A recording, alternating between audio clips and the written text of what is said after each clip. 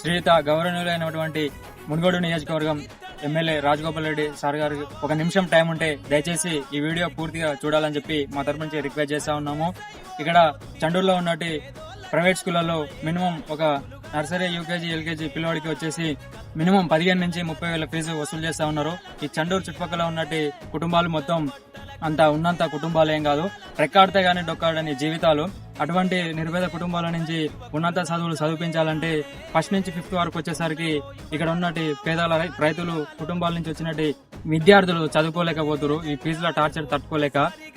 అదేవిధంగా ఈ చండూరులో model school, Navodaya school, MJP ఇట్లాంటి స్కూల్స్ మన చండూరులో ఇంతవరకు చండూరు వాళ్ళకి ఎట్లుంటుందో కూడా తెలియదు. ఆ మోడల్ స్కూల్స్, అట్లాంటి స్కూల్స్ మన చండూరులో ఉంటే ఎట్లయినా మన చండూరులో చైర్పర్సన్ గారు చెప్పినారు, నేను వచ్చిన వెంటనే మోడల్ స్కూలు మన చండూరుకి తప్పకుండా ఒకటి చేపిస్తాం అని చెప్పినారు.